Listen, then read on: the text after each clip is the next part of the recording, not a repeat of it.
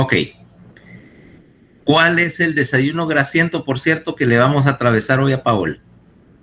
Lo mismo de ayer, doctor.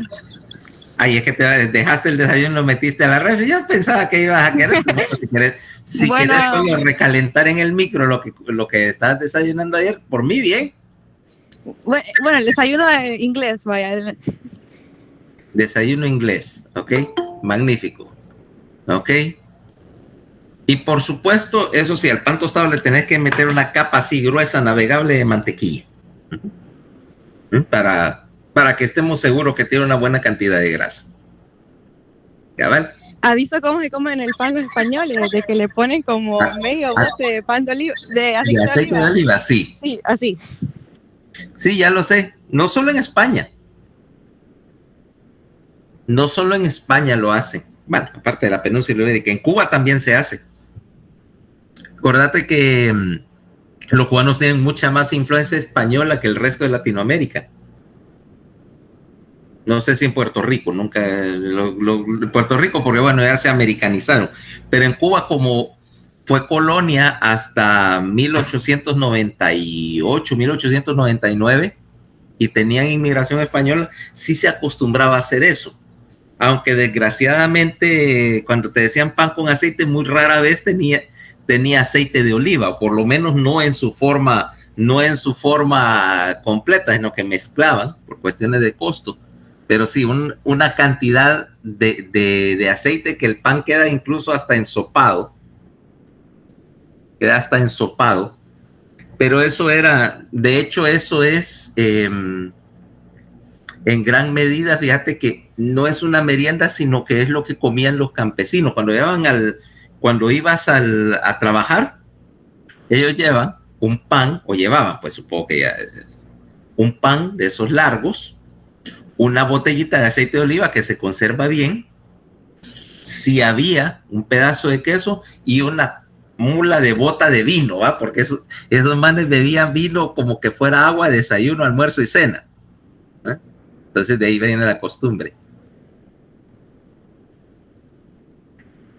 Lo que nunca he entendido es porque la bota de vino, eso es como un cuerno. Entonces, ¿cómo hacen? Porque tenés que, y echártela arriba y entonces beber del chorrito. Lo que no entiendo es cómo hacen para no terminar todos manchados. Supongo que eso será un arte aprendido desde la infancia, cómo no darte una ducha con vino cuando utilizas la cosa esa.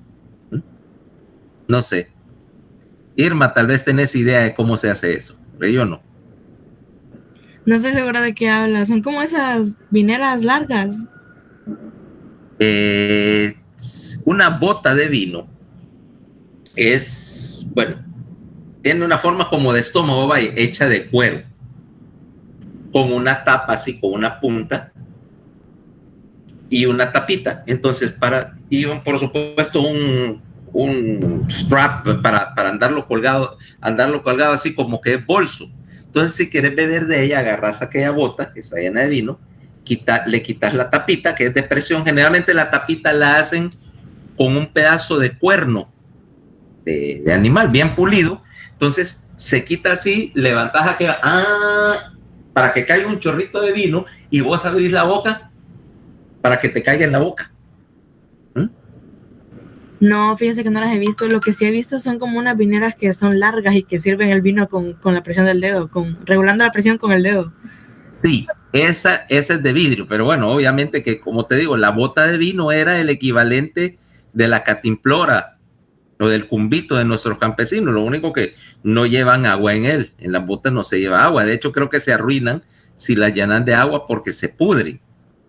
Pero como el vino tiene alcohol, no se daña. Entonces ahí lo mantenés cerrado y andás aquello como que es un morralito al hombro todo el día. Das eso como morralito al hombro todo el día y esa es la manera de andar transportando tu bebida. No es en toda parte de España, creo que eso es más típico de la parte norte de España, o sea, hacia el País Vasco, hacia Galicia, pero se supone que andabas, y había, por supuesto, de todos los tamaños, unas chiquitas así personales, hasta unos costales así, que supongo que será para aquellos que tienen garganta de aluminio, ¿eh? ¿Okay? Y de hecho, si vas a España, es uno ese es uno de los clásicos souvenirs que la gente trae de España. O que si vas a la Asociación Española, siempre tienen uno de esos colgado en la pared. Es que aquí no se ve mucho, pero vas a ver, por ejemplo, te diría, como tienen lugares como Cuba, Guatemala, México, que tienen bastante todavía inmigración española, vas a ver que eso es típico, que vas a la Asociación Española y tienen una de esas cosas colgadas, y si son del norte de España, también una gaita, ¿ok? Una gaita, vaya, una bota de vino es muy parecido al cuerpo de una gaita, instrumento musical que toda la vida he querido conseguir. A mí me gusta ese tipo de música, de gaitas. No soy fan de cómo suena. Particularmente porque la manera tradicional de practicar es pararse frente a una pared que refleja el sonido y practicar, porque el eco es lo que vos estás escuchando, que te dice si estás bien tocado. Entonces, para poder venir, levantarme una mañana temprano, así cuando está saliendo el sol, agarrar mi gaita, inflarla y ponerme a practicar frente a la ventana de la gorda. Pero tiene que hacerlo de la manera correcta, con kilt, ¿verdad? Bueno, eso es fácil, una falda colegiala. Sí, porque si no, no está en nada, no le va a sonar igual. Sí, pero como todo buen escocés, con una falda colegiala, te faltó. Y sin calzoncillos.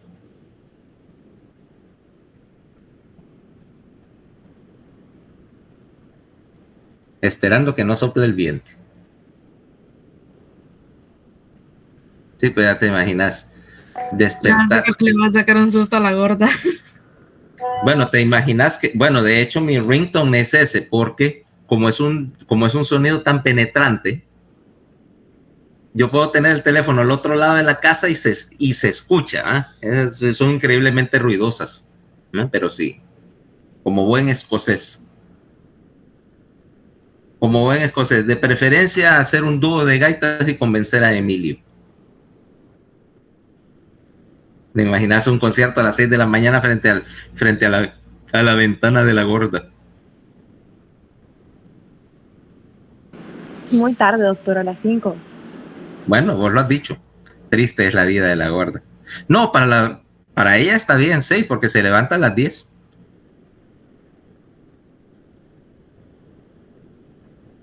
Se levanta a las 10. Como no tiene clase de filosofía, de fisiología a las 8. Y tenga la clase que tiene. Si ella está feliz por las clases virtuales. El día en que regresen a clases presenciales y tenga horarios dispersos en el día, ahí va a llorar. Ahorita no, ahorita está contenta porque, oíme, te has dado cuenta, bueno, no te has dado cuenta, lo que pasa es que ya estás en tercer año de medicina aquí, mal que bien, la clase de las 8, por lo menos conmigo se va a tener, en forma correcta. Y bioquímica, psicología, tienen clase, oíme, pero si hablas con gente de otras carreras, te das cuenta que este sistema virtual, la mayoría de los docentes no dan clase. No dan clase, o sea, literalmente cuelgan 4 cositas en la plataforma, dejan una tarea y no se toman ni una hora de todo el semestre para dar una clase como Dios manda, sea por Zoom o sea física, como sea. No, para nada. Y ponen unos exámenes virtuales, ahí está el examen, ahí tienen todo el fin de semana para contestarlo, a sabiendas de que si yo dejo un examen no supervisado por un fin de semana, ¿qué es lo que vas a obtener? Es una chepiazón escandalosa, ¿va? Pero sencillamente le vale. O sea, sí. Doctor, usted cree que se tiene que ir de medicina, pero la verdad es que no. Es que en medicina, no, sí, yo sé que pasa en medicina, pero, o sea, al grado extremo que veo en otras carreras, no tanto. Aquí todavía, y por lo menos algunos lo intentamos, ¿va? Sí, yo sé que hay gente en medicina que no ha dado una clase en 2 años. Y me reservo los nombres, ¿verdad?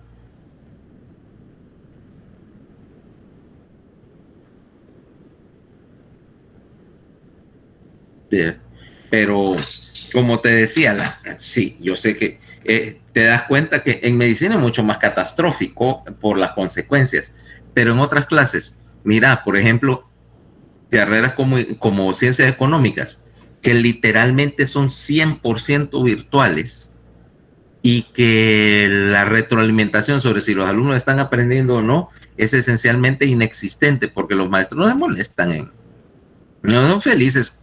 Ellos son felices manejando su trabajo por la plataforma virtual porque ya lo cargaron todo hace 2 años y creo que no se vuelven a molestar en encender la computadora, excepto el día de sumar y enviar las notas. A menos que alguien me pueda demostrar lo contrario. Nefasto. Bueno, entonces estamos con tu desayuno es inglés, ¿ok? Bien aderezado, eso sí, con mantequilla.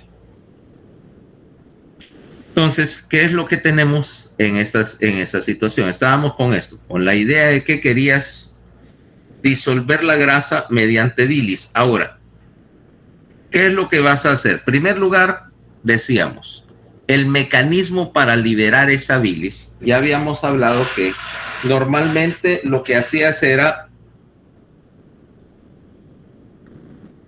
estimular la secreción biliar mediante 2 mecanismos. Uno es utilizar secretina para aumentar la producción en volumen. Pero esta producción está mediada por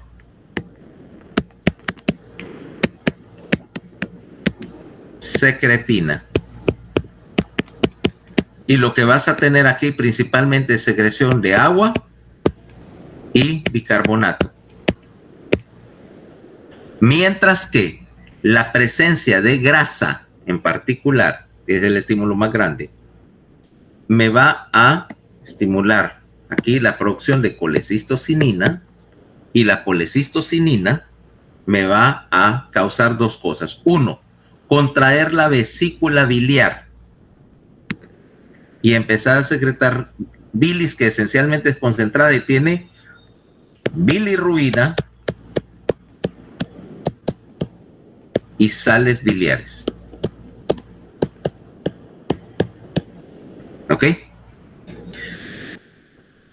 Y al mismo tiempo que se contrae la vesícula, relaja el músculo liso en la papila duodenal, porque en condiciones normales, este músculo liso tiene que estar en un estado de contracción tónica para evitar el reflujo de bilis y de ácido y enzimas al páncreas. Si vos refluís enzimas al páncreas, lo que te vas a ganar es una pancreatitis. Y una pancreatitis, las leves te aterrizan en cuidados intensivos. Las graves, una pancreatitis necrotizante grave, es una de las 3 o 4 cosas más graves que vas a ver en tu carrera. ¿Okay?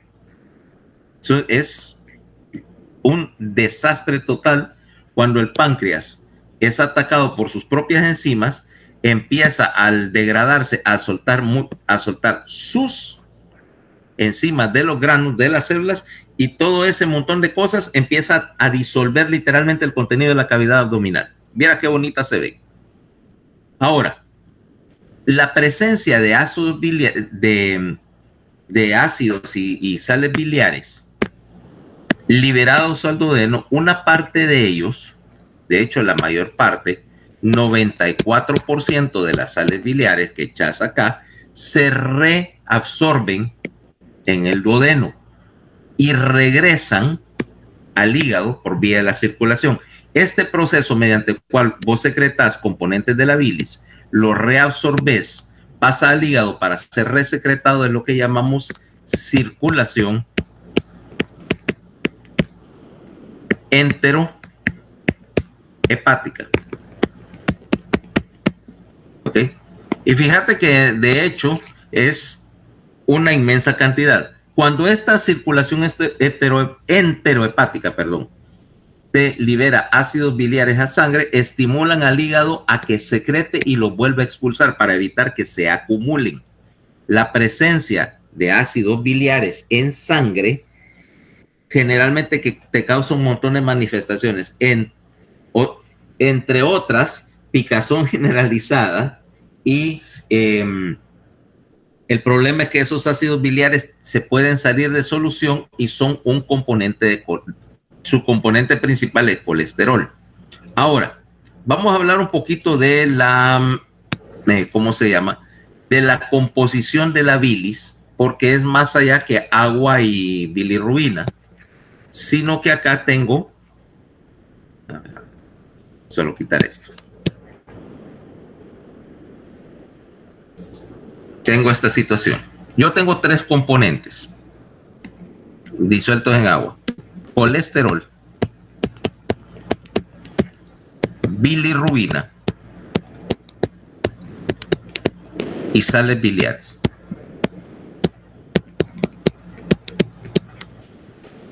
Ninguna de esas cosas es soluble en agua de por sí, ¿ok? O sea que en primer lugar las tengo que solubilizar. Lo primero que hago, bueno, el colesterol es una grasa, lo que voy a tener es una serie de reacciones de conjugación, en la cual yo tengo, por ejemplo, un anillo de colesterol y el anillo, bueno, es así, ¿no?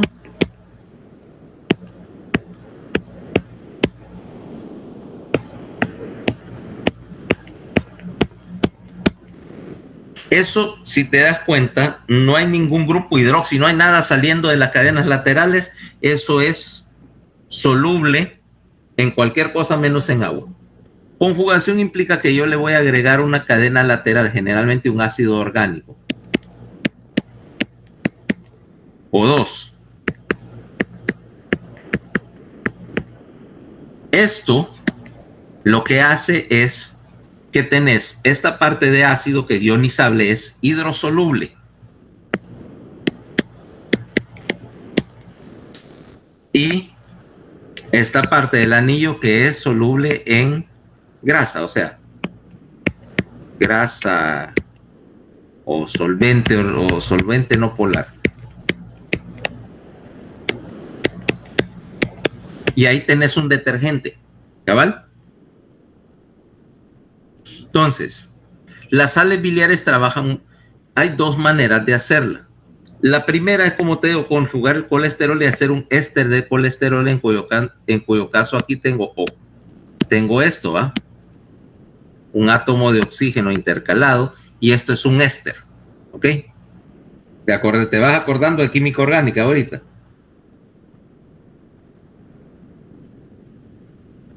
Luego, las sales biliares son muy parecidas. Lo único que vas a conjugar el colesterol, en vez de utilizar un ácido como un éster, puedes utilizar 2 cosas. En general hay una variedad, pero la primera es utilizar un aminoácido.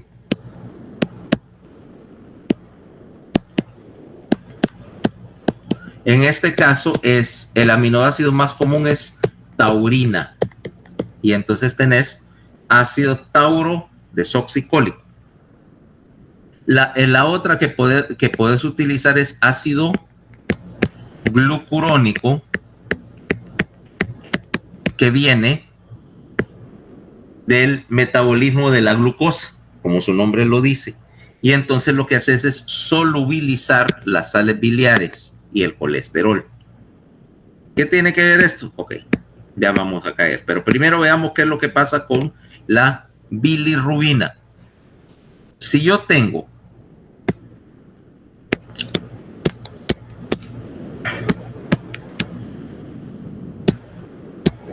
vamos a hacer una versión resumida del asunto.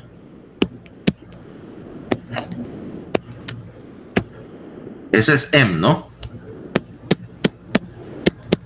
Tengo un átomo de hierro unido a un anillo de 4 átomos de pirrol. Aquí hay nitrógenos. En la puntita del techito de la casa siempre hay nitrógeno. Por eso se llama pirrol.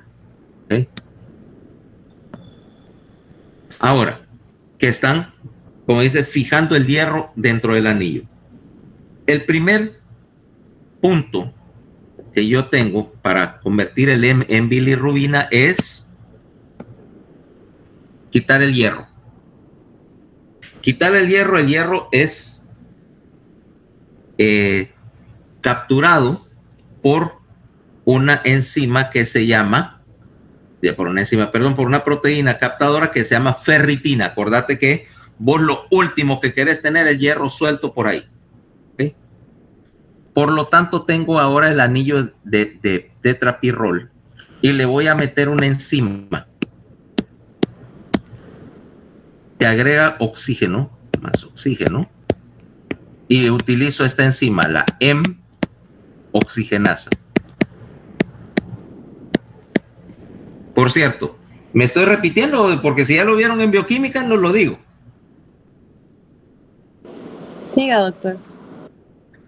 O sea, no lo vieron en bioquímica, díganlo. Cuente como que no llevamos bioquímica.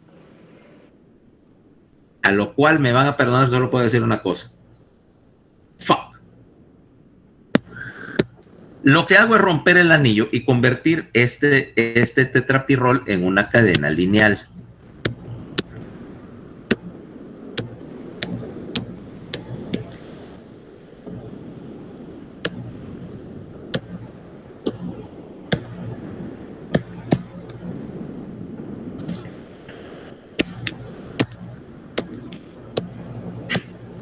Ok, en una cadena biliar. De hecho, aquí lo que lo primero que voy a pasar es por un intermediario que se llama biliverdina. Pero la biliverdina la voy a pasar otra vez por un paso enzimático para convertirlo en bilirrubina.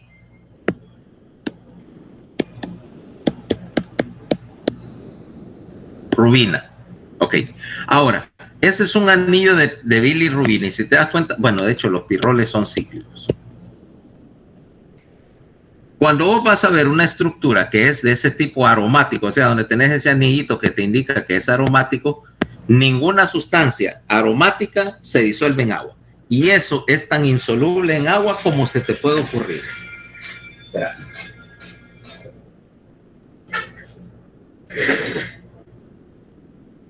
Tan insoluble en agua como alguien lo puede ser. Necesito hacerla soluble en agua. ¿Qué es lo que voy a hacer? Conjugarla para ponerle en los extremos de la cadena dos residuos de ácido glucurónico.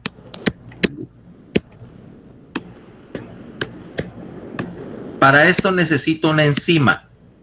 Se abrevia UDP-GT. Uridindifosfoglucuronil transferasa. Este UDPG quiere decir que el ácido glucurónico viene unido a una transportadora que se llama uridina difosfato más el ácido glucurónico. Esta reacción que consume energía me va a agregar dos residuos de ácido glucurónico a los extremos de la cadena y me convierte en la bilirrubina, no soluble en agua, no hidrosoluble, que vamos a llamar bilirrubina no conjugada a bilirrubina conjugada, que no solamente es soluble en agua por causa del glucuronato, sino que además tiene este sector que es liposoluble. Entonces, otra vez tengo algo que es hidro y liposoluble a la vez, es un detergente. Convertí algo que no podía disolver en un detergente y de hecho, esa es la manera en que vos haces jabones. Bueno, de hecho es esto, colesterol o algo así, lo que estoy haciendo básicamente es que eso es un jabón, ¿ok? Vaya, para ese efecto. ¿Sabes cómo se define un jabón, Irma? No estoy muy segura, pero sí sabía que se hacía mediante la saponificación. Ajá. Por definición, un jabón es la sal sódica potásica, es la sal obtenida por reaccionar un metal alcalino con una grasa.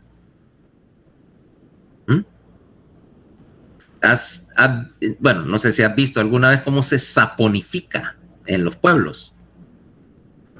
No, pero me parece interesante. Una vez hice jabones, pero no ¿Con qué? ¿Con aceite? Con leche de cabra, creo que era, y glicerina. Bueno, con glicerol. Ahí estabas haciendo, ese es un tipo de lo que se llama jabón de glicerina, de hecho. Yo no te voy a decir que lo haya hecho, pero mi cuñada, la esposa de mi hermano, ese es su entretenimiento. Bueno, era como un negocito, aunque creo que ya no lo hace, pero hacía ese tipo de jabones de glicerina. Pero yo estoy hablando de lo que se llama, bueno, en los pueblos, lo que dicen jabón de pelota, jabón de chancho. ¿Oíste el término? Creo que sí. Que agarras la manteca del cerdo, vaya, la grasa del cerdo, que es obviamente el ácido graso, y entonces vos pones a hervir un trasto así grande con ceniza, ¿va? Ceniza de leña, que al fin y al cabo la ceniza es súper alcalina, ¿ok? Todos los minerales, en general los minerales alcalinos de la madera, que estaban en la madera, quedaron conforme ceniza, que es súper alcalina. Entonces vos empezás a hervir agua, a calentar agua y a echar la ceniza y tenés lejía, básicamente algo. Lo puedes hacer también si tenés los medios con potasa cáustica, ¿va? Agarras potasa o lejía o ceniza, y luego le empezás a agregar lentamente la grasa para que reaccione, y entonces haces el famoso jabón, que es sacas un líquido espeso, y ese lo vacías en algún tipo de molde y lo enfrías. Entonces lo que tenés es el famoso jabón ese de chancho, que era lo que usaban en los pueblos antes de que existieran los jabones comerciales. Con eso se lava ropa, y si lo haces con suficiente alcalinidad, tenés un jabón bien alcalino que de hecho es muy bueno para desmanchar ropa. Acordate en el campo, cuando se mancha la ropa, generalmente son cosas rebeldes de sacar, y esto era y es bien eficaz. No huele muy bien, no es exactamente la cosa más delicada, vaya, que echárselo en la piel, ¿ah? O sea que Paola no lo consideres un producto de belleza, pero funciona. Eso es un jabón. Ahora, aquí lo estás haciendo, lo único que obviamente con un proceso enzimático en vez de calor, pero estás haciendo una grasa, agarrando una grasa en este caso, o algo que se comporta como una grasa, haciéndolo soluble y de hecho dándole la propiedad de ser un detergente, de reducir la tensión superficial. Ahora mira qué es lo que voy a hacer. Sigamos con esto.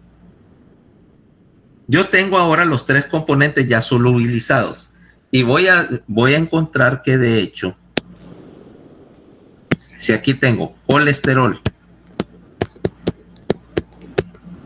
bilirrubina y sales biliares.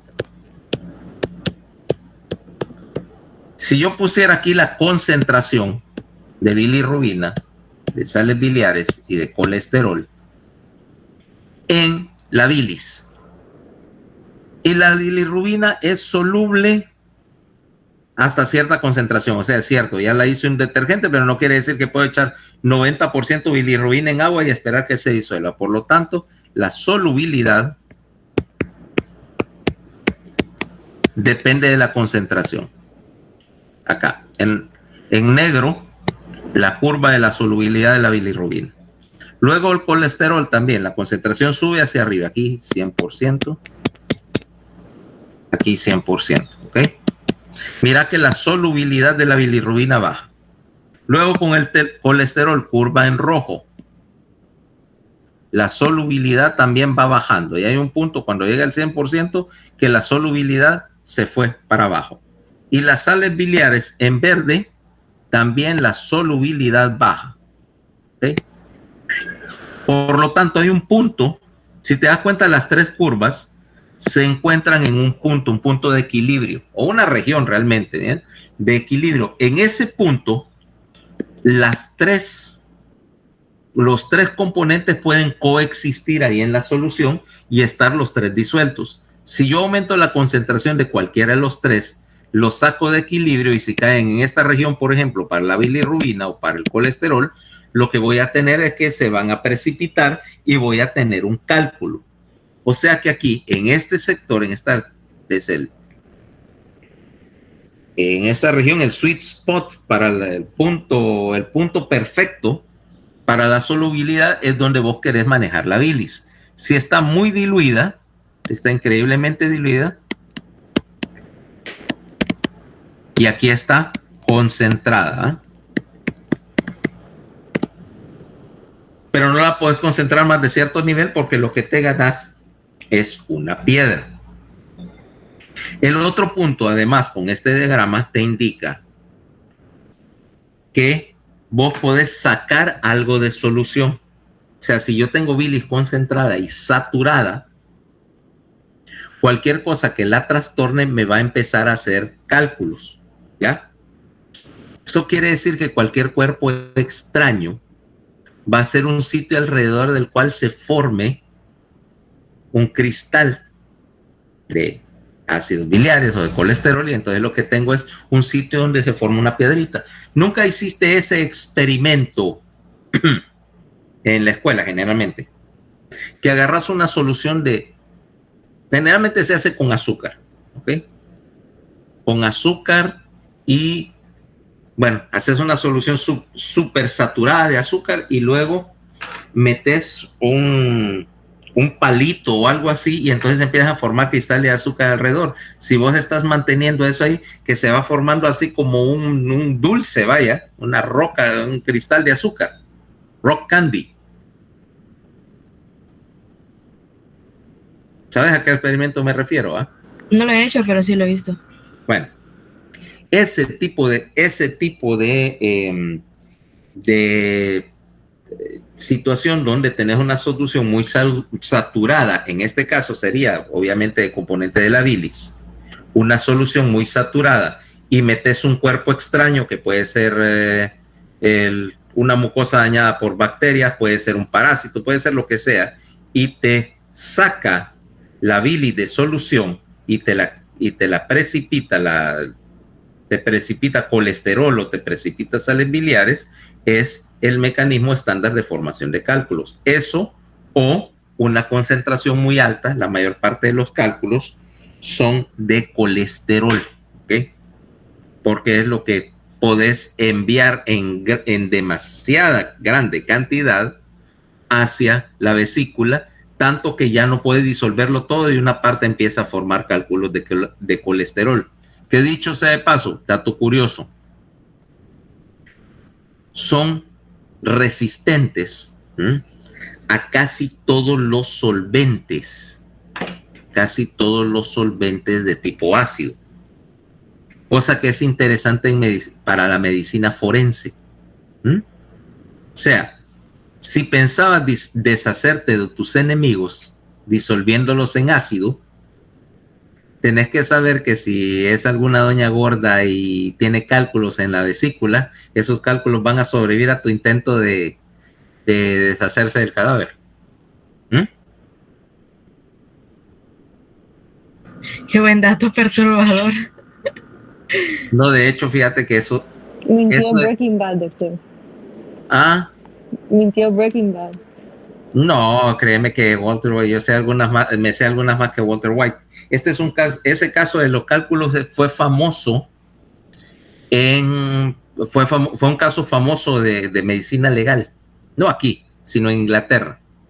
Había un man que se llamaba John Haidt.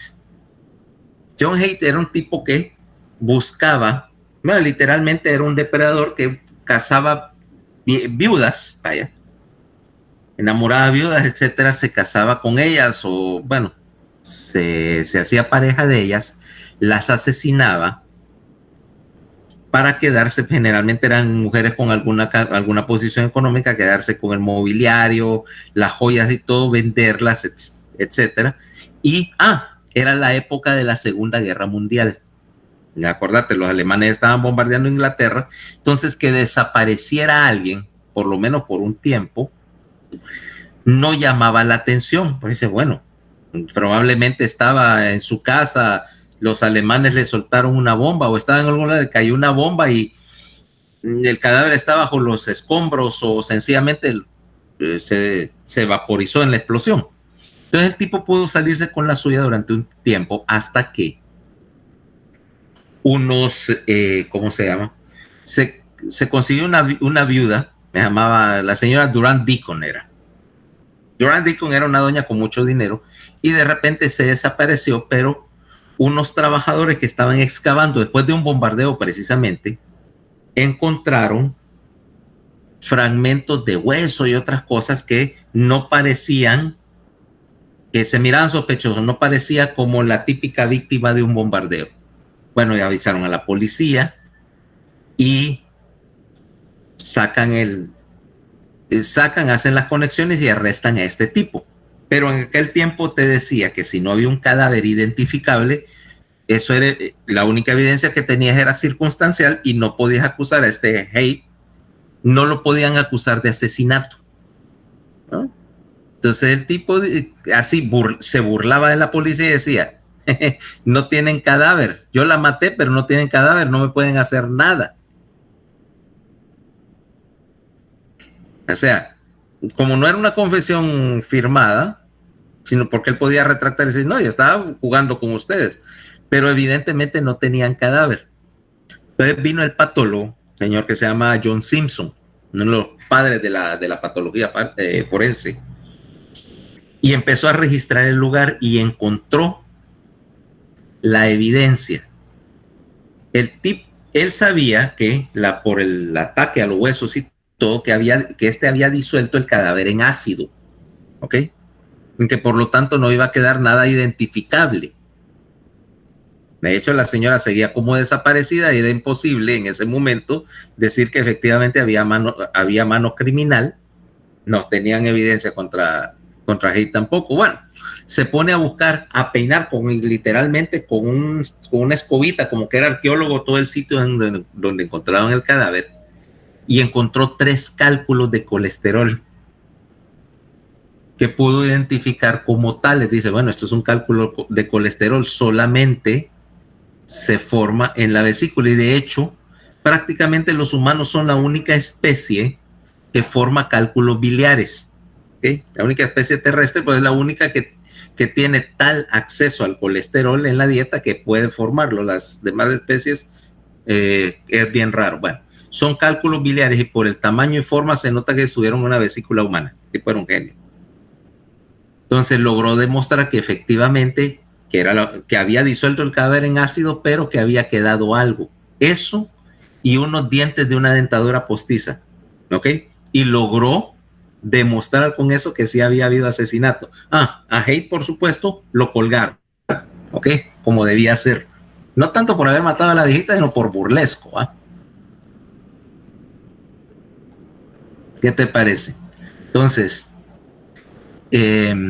si su paciente o si su víctima es medio gordito, les recomiendo que intenten primero disolverlo en hidróxido de potasio, concentrado de hidróxido de sodio, porque saponifica la grasa corporal. Entonces, literalmente lo haces jabón, lo disolves y lo que queda, ese sí lo puedes disolver en ácido o en otro solvente. O sea, si querés garantizar, es un proceso tedioso, ¿eh? Si querés garantizar que no quede evidencia. Walter White era un montón de cosas, pero no era Aragán, ¿ok?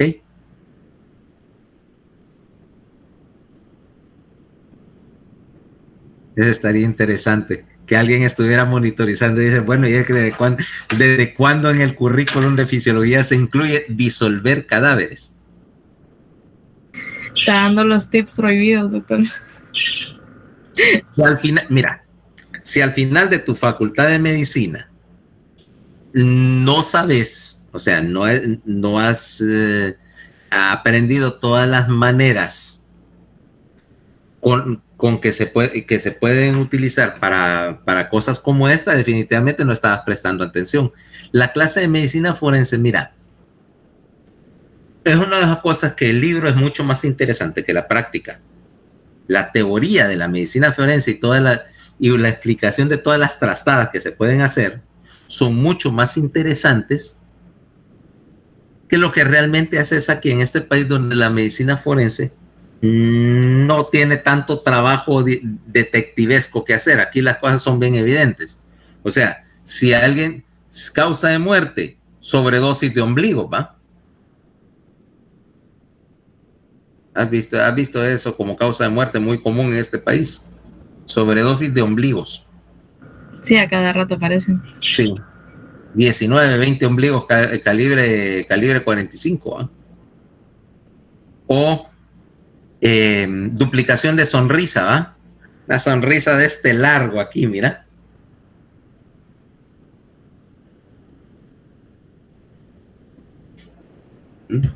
Entonces, aquí la medicina forense. Y dos, la gente piensa que la medicina forense es como CSI, ¿va? Que tienen un laboratorio súper sofisticado y todo ese montón de pruebas, todas exóticas. Sí existen, la mayoría. Pero la verdad es que no creo que en ningún lugar un laboratorio forense tenga el presupuesto para tener toda esa maquinaria. La mayor parte del trabajo es trabajo policial. Pero bueno, cuando te topa un caso interesante de esos, sí, aquí el único que me ha sonado como realmente que mostraba inteligencia forense o criminalística era la famosa bruja Cleo esa, ¿va? ¿Oíste hablar de ese caso? No, doctor. La bruja Cleo era una mujer que se las tiraba de bruja y que asesinaba a sus parejas, se casó varias veces, asesinó a sus parejas. Realmente nunca dijo por qué, murió hace poco. Entonces esta mujer los enterraba bajo el fogón. Y bueno, y los desaparecidos, el último, por el que la agarraron era un guatemalteco, y busca y vino un agente ¿cómo se llama? Lo que ahora la DGIC, no recuerdo cómo se llama en ese tiempo. Muy inteligente, el código de él es el H3. Entonces, él contaba después la historia de que llegó a investigar y la doña pues no le encontraban nada, escarbaron en el patio, nada. Y frustrado porque todo el mundo sabía que era ella, pero no lo podían demostrar. Entonces viene él y en una de esas va a la casa de ella y entre otras cosas, bueno, está platicando, la doña no daba indicios, le pide un vaso de agua. Viene, agarra un vaso y le da un vaso de agua, y en lo que está tomándose el agua en la cocina, ve que alrededor del fogón había una mosca, de esas moscas verdes de los cadáveres, que normalmente no la encontrarías en un fogón. Como la mosca esa tiene un sentido del olfato mucho más sensible que cualquier humano o un perro, sí estaba siendo atraído por el olor del cadáver que la vieja esta había enterrado al fogón y que muy inteligentemente lo había tapado con ceniza porque amortigua el olor. Los perros, si vos le echas ceniza al cadáver, no lo huelen.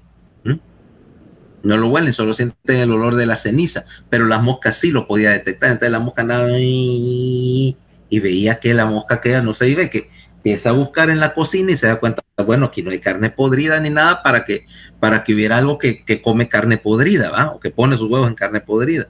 Y entonces empieza a investigar y se da cuenta que la mosca se paraba en el fogón. Ahí es donde la agarró. Entonces mandó a llamar a la policía, deténganme esta, y empiezan a escarbar bajo la cocina. Ahí estaban los cadáveres. No te digo, pero sí, el tipo tuvo el ojo para reconocer que ahí esa mosca no era una mosca de cocina, sino que no tenía nada que hacer ahí. Muy buena la historia como la contaban, pues. Y fue un caso famoso por allá por 2002, 2003. ¿Ok? Busca la bruja Cleo y ya vas a ver. Uno de los casos bonitos de la medicina forense de este país. Doctor, ¿no se suponía que hacía las víctimas en tamalitos? Eso es leyenda urbana, creo yo. Esa es leyenda urbana, porque bueno, puede haber sido, pero nunca se demostró que hubiera habido canibalismo. Lo que sí era que la doña le decían la bruja porque era de esas satanistas, ¿va? y que hacía rituales, porque si los cadáveres se notaba que los había utilizado para algún tipo de ritual, ¿ok? Pero si alguna vez hizo tamalitos de carne humana, nunca lo pudieron probar. Sí, esa parte me la vi, y de que incluso le había servido, la leyenda iba un poquito más allá y que decía que una vez a los policías que habían llegado a investigar les había ofrecido y les había servido tamalitos, y que por ahí andaba el cuento de que presumían que les había dado carne humana a los policías. Rico. Depende de quién sea, porque si es algún man que, no sé, tal vez algún man que no esté muy duro, muy viejito, muy duro y muy curtido, tal vez sirva para hacer tamalitos. Por otra parte, si vas a consumir carne humana, la carne humana es en general segura, pero no se recomendaría. ¿Sabes por qué? Pues nosotros bioacumulamos todas las toxinas de lo que comemos. Y algunas de las vísceras del humano, en particular el hígado, incluso los caníbales no se las comían porque se sabía que eran tóxicas. Imagínate, por ejemplo, mi hígado.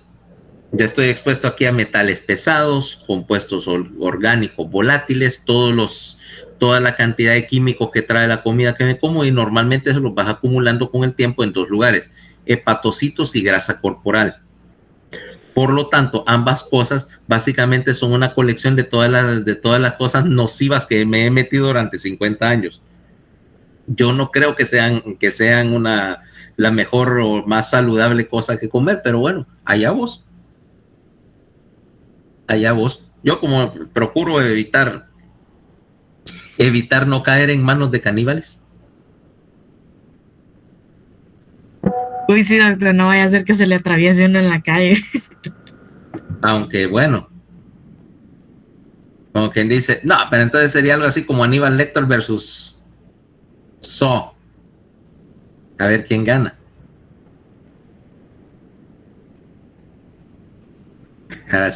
Como quien dice, atrapar al caníbal y hacerle algo. No sé qué. Bueno, entonces, volvamos al asunto de la bilis. Entonces, ahorita estás en una situación bien particular. Espérate, ¿dónde estoy? Como te decía, caemos entonces en el punto de que esa circulación enterohepática me está regresando el 94% de las sales biliares, pero también lo hace con la bilirrubina. La bilirrubina, a su vez, va a tener una recirculación, y esa recirculación implica que el 80% de la bilirrubina regresa por circulación enterohepática. Ahora tenés bilirrubina conjugada, que es absorbida por el intestino.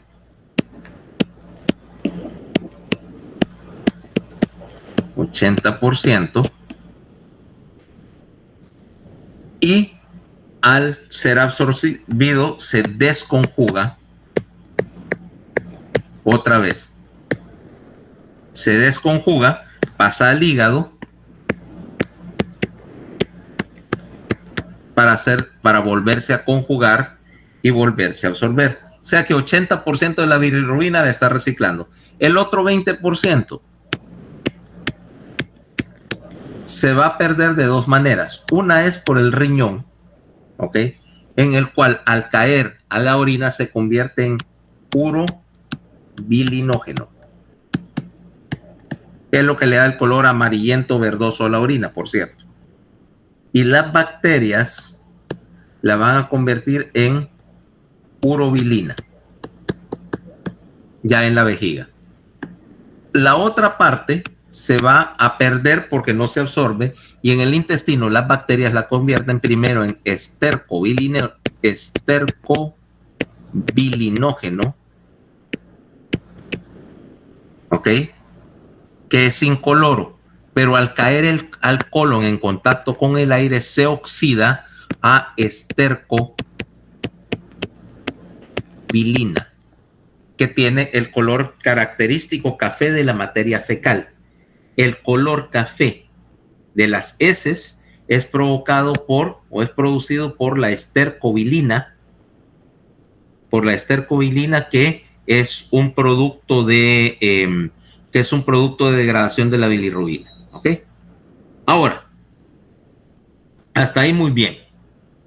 Pero nos vamos por último al último proceso de secreción, que es ya en el intestino delgado. En el intestino delgado, voy a quitar esto. Quitarme un poco de unos cuantos apps aquí, un poco de carga porque se llena En el intestino delgado, normalmente, J1 e ilion están llenos de criptas, ¿ok? Cripta de Lieberkühn, donde vas a tener otra vez un tipo de glándula, mira, tubular simple, donde tenés 3 tipos de células. Una célula caliciforme que tiene esta forma, productora de moco. Aquí principalmente lo que estás produciendo es moco. ¿Okay? Una célula epitelial, cuya función es esencialmente recubrimiento y absorción, y una célula de Paneth, que es secretora. Intercalado entre estas células vas a tener alguna cantidad de células que secretan mediadores locales, o sea, péptidos, hormonas, etcétera, para regular la secreción en la célula intestinal. Pero en el intestino, en particular, no estás interesado mucho en producción de enzimas y demás cuestiones, porque la mayoría ya fueron inyectadas hacia el intestino provenientes del páncreas. Lo que querés acá hacer 2 cosas. 1, obviamente absorción. 2, producción de moco.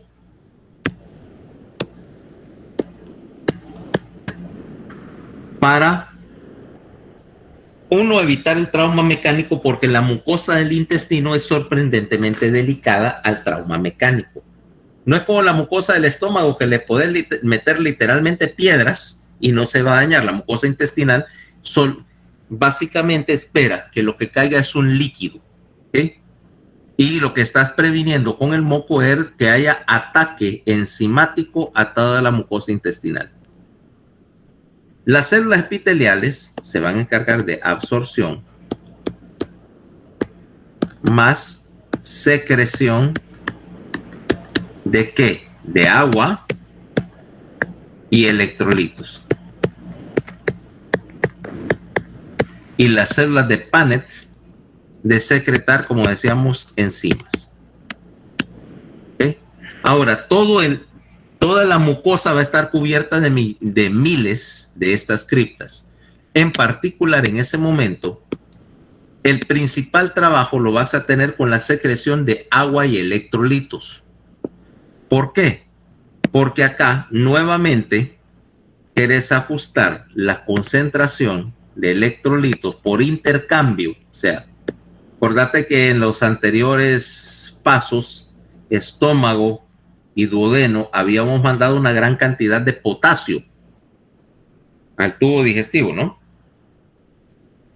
Y además habíamos mandado una buena cantidad de bicarbonato, que yo quiero recuperar, si es posible, porque cuesta energía fabricar el bicarbonato. Ya vimos que en la célula pancreática yo estaba gastando ATP para producir ese bicarbonato, y que si yo sencillamente lo boto, estoy botando recursos, y de hecho ese botar bicarbonato, botar base, sería lo mismo que ganar ácido, ¿va? Si yo boto base, es lo mismo que ganar ácido, por lógica que sí, ¿va? Entonces yo quiero recuperarlo, y por lo tanto de aquí tengo que hacer en el intestino una secreción combinada y con un mecanismo de absorción. La secreción de las criptas en total me va a dar aproximadamente unos 1800 cc por día de líquido. Fíjate, estoy secretando todavía líquido al intestino. Antes de hacer absorción, yo tengo que terminar de hacer estos procesos de secreción y por lo tanto hasta ahorita ¿cuánto llevo? 1000 cc de saliva más 1000 cc de jugo pancreático más 500 o 600 cc de bilis más 1000 cc de ácido, y o sea que ya le voy inyectando como 5 litros al desayuno de Paola antes de poder absorber nada, ¿ok? Obviamente que después voy a recuperar esos 5 litros, si no estaría perdiendo más de lo que gano, pero ya me va siguiendo la lógica, ¿eh? Entonces, ahora, ¿qué secreto acá? Uno es, como te decía, principalmente, aquí ya no voy a estar soltando mucho bicarbonato, ya el pH intestinal tiende a ser alcalino, obviamente, pero obviamente todavía voy a secretar una serie de enzimas. ¿Qué voy a producir? Ah, bueno, ¿qué voy a producir acá? Voy a producir enzimas para terminar de manejar los carbohidratos, en particular disacaridasas. Porque yo ya a estas alturas, en el intestino, ya en el yeyuno, en el ileum, yo ya rompí el almidón, pero lo rompí, las cadenas, para formar disacáridos, o sea, lactosa, maltosa y sacarosa, principalmente, los 3 disacáridos esenciales de la dieta. Y ahora necesito partirlos a monosacáridos, porque el borde en cepillo solo absorbe monosacáridos, en particular glucosa, fructosa y galactosa. Entonces vamos a ver, si yo tomo las disacaridadas, lo que hacen, por ejemplo, la sacarosa, tu azúcar normal del azucarero, es una molécula de glucosa más una de fructosa. Tengo que romper ese enlace porque como tal la sacarosa no se absorbe, perdón. Si tengo lactosa, ¿vale? Tengo glucosa más galactosa y necesito una enzima en particular acá para la lactosa, se llama lactasa, que es la enzima que es deficiente en alguna parte de la población o que es deficiente conforme pasa la edad y desarrollas una intolerancia a la lactosa, ¿eh? De gente que anda tomando leche deslactosada, que por cierto yo detesto la leche, el sabor de la leche deslactosada. Ninguno de ustedes le Nunca pasa. la he probado, no me gusta. Es pura agua con colorante eso. Horrible. Pero es que lo que pasa es que, bueno, de hecho la intolerancia a la lactosa no es sí, es una patología en nosotros, pero es que porque los humanos somos una especie como de costumbre bien especial. Somos probablemente de las poquísimas especies que tienen lactasa después de la infancia. Sí, porque se supone que la única fuente de lactancia es la lactancia materna. Y yo no tendría por qué ser capaz de procesar la leche materna a estas alturas del partido, o la leche en general, ¿ya? Sin embargo, aquí viene un proceso de selección evolutiva. La gente de origen asiático no tiene lactasa y no tolera la leche. Neta diarrea, se distienden, etc. Por una cuestión evolutiva. Mira, las razas asiáticas, o sea, los chinos, japoneses, etc. Si vos has visto, por ejemplo, en la cocina japonesa o china, no hay nada de leche, ¿va? No hay nada lácteo. Yo no he visto un plato de comida china que tenga que ver con queso, ¿va? Queso de vaca, no de soya, ¿va? O alguien me puede corregir en ese aspecto. Es cierto, doctor. Porque en Asia las vacas no se crían para leche. Las usas la usan generalmente, los reses, búfalos y todo, se usaban como animales de carga o para remolcar arados y cosas así. Ya cuando estaban viejos, te los comías. O sea, para la carne, cuando ya no eran utilizables, para tracción, vaya, para como fuente, como fuerza motora. Y por eso también la comida china, en general, ¿te has dado cuenta que la carne la pican en pedacitos chiquitos? O la Sí, hierven, como las minitas. o super hervida. Eso es porque normalmente lo que sacrificaban eran animales ya viejos, que si hubieras tenido agarrar un bistec de eso, iba a ser como el equivalente de una llanta de carro a lo que te querías comer. Entonces, empezaron a cortarla bien finita para que fuera más fácil de cortar y de comer. Bueno, entonces, no hay, ahora cambia un poco culturalmente, pero tradicionalmente no había, la leche de la vaca casi no se utilizaba, era para que el ternero lo aprovechara. Entonces, y además venían China, por lo menos el sur de China, es más o menos tropical. Entonces, criaban vegetales y algunas cosas, pescado y carne. Entonces, desde temprano sus dietas se adaptaron a que no necesitaban leche, y si no necesitas leche, no producir lactasa. Resultado, con el tiempo fueron heredando la predisposición a deshacerse rápido de la producción de lactasa y la intolerancia a los lácteos. Ahora tomemos los descendientes de europeos, o que nos las queremos tirar de descendientes de europeos.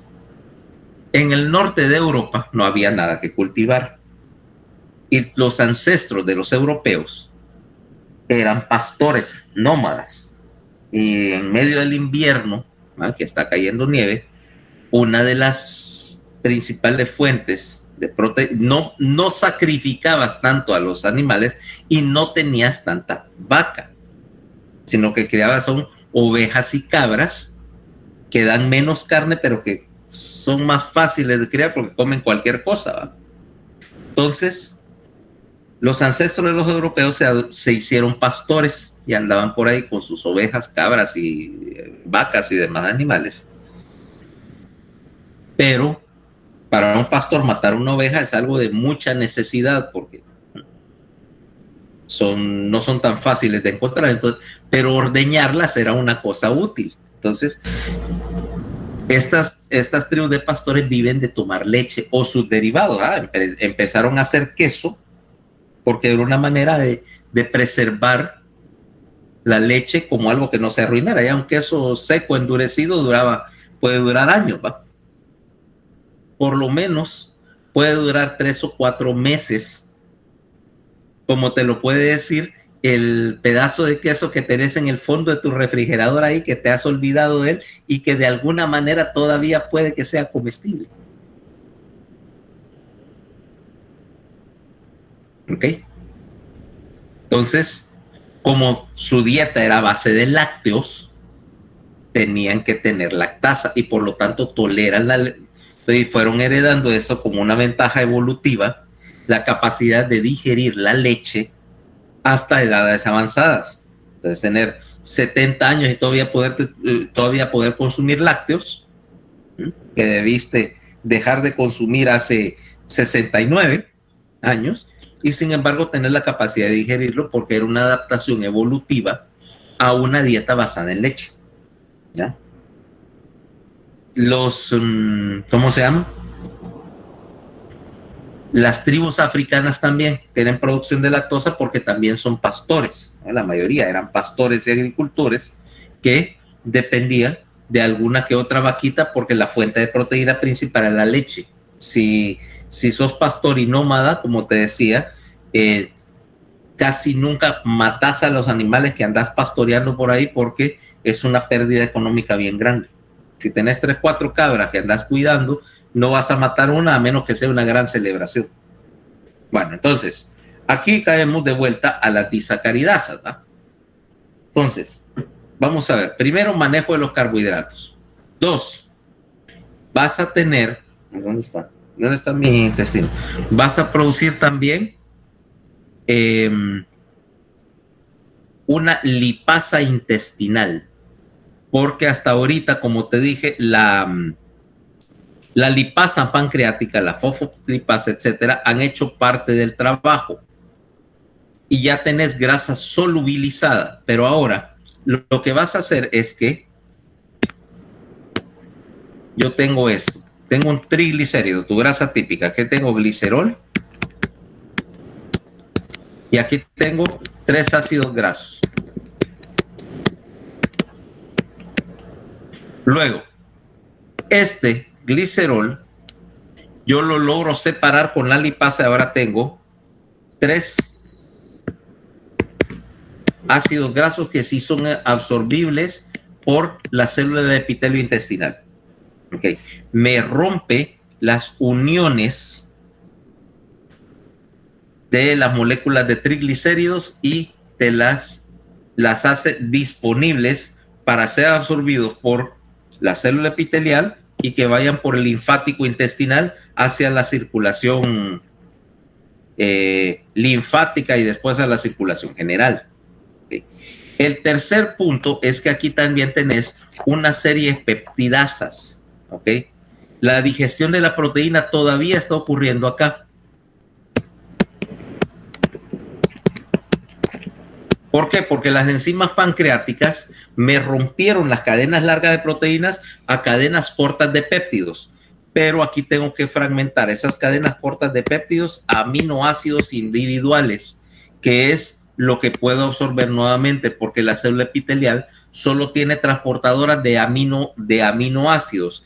Y de hecho hay una razón evolutiva y fisiológica por la cual vos no podés absorber péptidos completos, y es porque esos péptidos muchas veces también lo estás utilizando como molécula señalizadora en algún punto.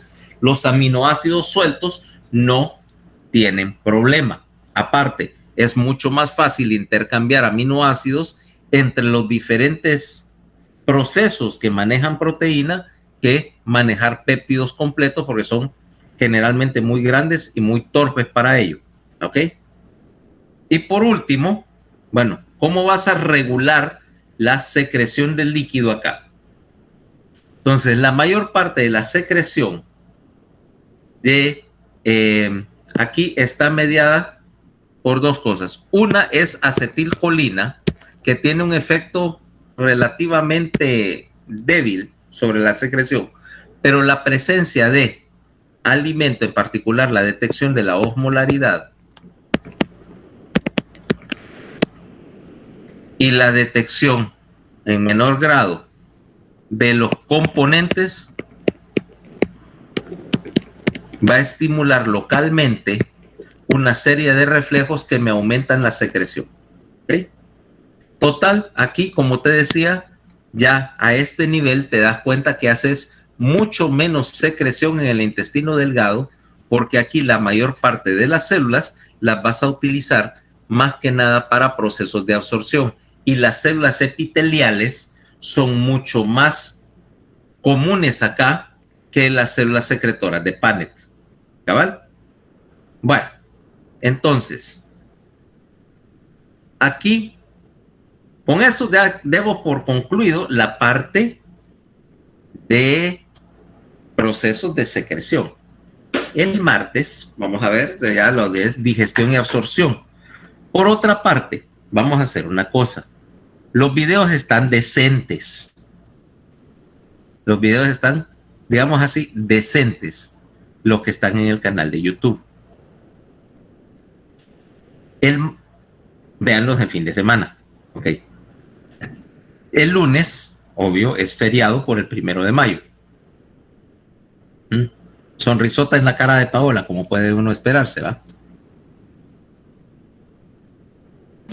No hay que quejarse, doctor. Ok.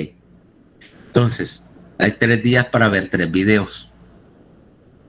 Y el martes vamos a ver digestión y absorción, bajo el entendimiento de que gran parte de ello ya está cubierto en los videos, y que entonces los, ¿cómo se llama? y que entonces lo que vamos a hacer es que vamos a tener una clase así como más acelerada, sencillamente revisando los conceptos críticos y aclarando las dudas que haya. ¿Cabal? Ok, doctor. Cabal, recuérdense que porque ya vamos a ver, el lunes es 3, ¿va? Y ahí, ¿qué día cae 9? Porque el tercer examen caía El lunes. Cae el lunes siguiente, o sea que cabal, esa es la semana del examen que ya vamos a ver digestión y absorción y vamos a ver el concepto del metabolismo basal. Veamos acá, espérenme, vamos a poner algo. Espérate. Para que veamos cómo estamos con el calendario, así como siempre hacemos la revisión de cómo vamos en el tiempo y vamos bien, si te das cuenta. Espérate.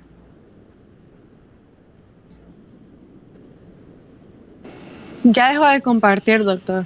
No, sí, es que ahorita lo voy a recompartir. Ahí está, ve. Ahí va. Ahí está.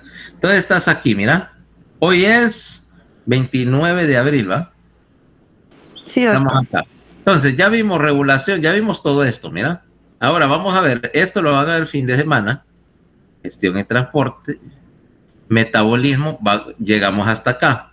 Entonces, lo que nos queda es metabolismo basal y esto que sí es la parte más interesante. La temperatura corporal es corto, pero lo que me interesa a mí es esto, mira, la fisiología de la obesidad y del ayuno, que vamos a ver jueves y viernes de la próxima semana, para caer en el examen de el día lunes y ya tendríamos 3 parciales completos.